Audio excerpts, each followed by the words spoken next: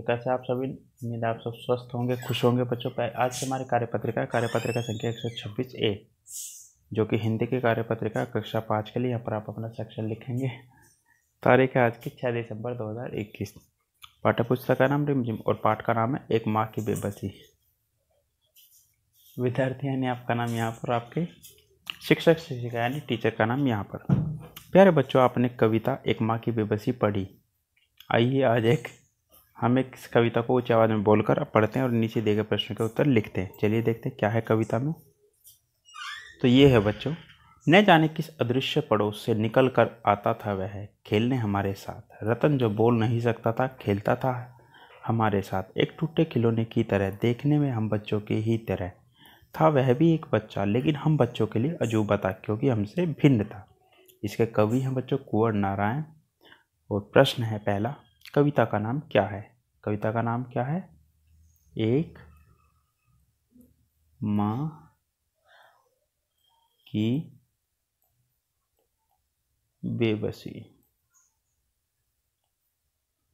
यह कविता किसने लिखी है? ये रहा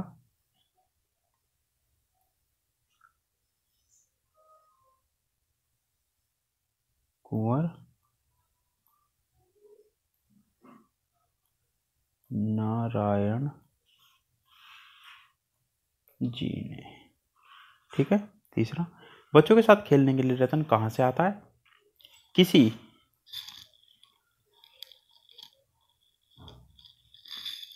अदृश्य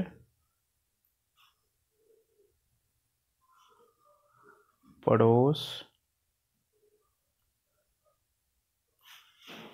से। रतन दिखने में कैसा था? आम बच्चों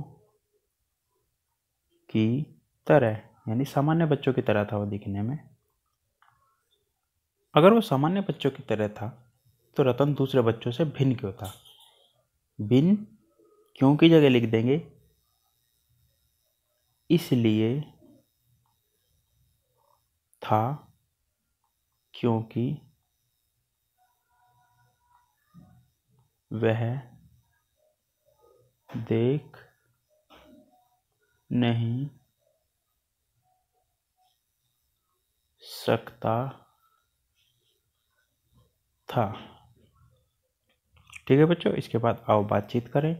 प्यारे बच्चों, शादी के चित्र को ध्यान से देखिए। आपको क्या लगता है कि चित्र में दिख रहे जानवर क्या बातें कर रहे होंगे? अनुमान लगाकर उनके संवाद यानी बातचीत को अपनी आवाज़ में, ऊंची आवाज़ में बोलिए और अपनी कॉपी में लिखिए। अभिभावकों के लिए सुझाव है, बच्चों को समझाइए कि शारीरिक सुंदरता से ज़्यादा मन का सुंदर होना जरूरी है। हम सबका आदर, सम्मान, व्यवहार और सहायता भी करनी चाहिए।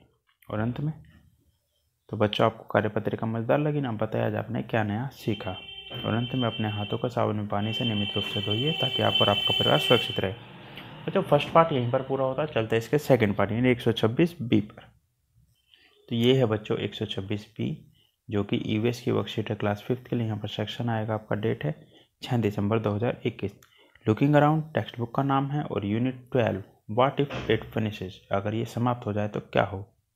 स्टूडेंट नेम यानी आपका नाम यहाँ पर, आपके टीचर का नाम आएगा यहाँ पर।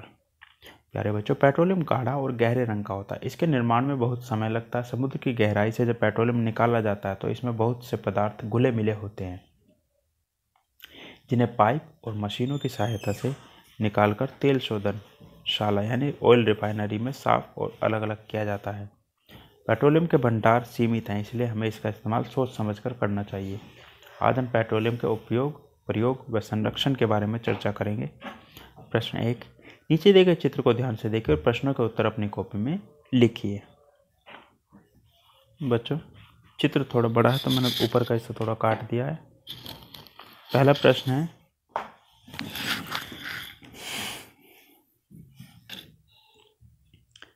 आप पेट्रोल का इस्तेमाल कहाँ कहाँ कर सकते हैं? किन्हीं 4 उपयोगिता को कॉपी में लिखिए। बच्चों, यहाँ साफ लिखा हुआ है, ड्राई क्लीनिंग में, वायुयान ईंधन के रूप में,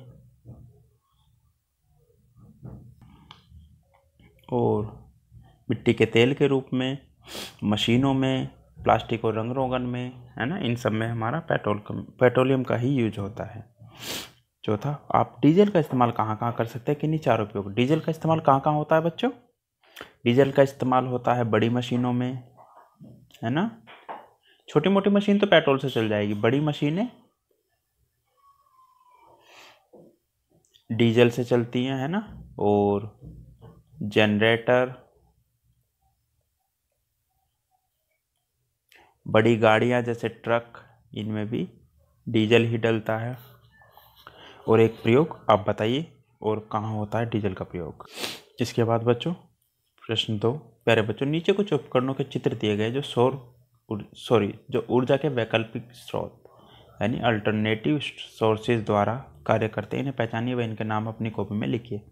तो क्या है बच्चों? पहला है सौर कुकर, जो सूरज की रोशनी से खाना पकाता है। दूसरा, पवन चक्की, जो हवा से चलती है और बिजली बनाने का काम करती है। तीसरा है बच्चों सोलर पैनल, सोलर सिंगल मात्रा आएगी बच्चों, सोलर पैनल, ये भी बिजली बनाने का काम करती है सूरज की रोशनी से।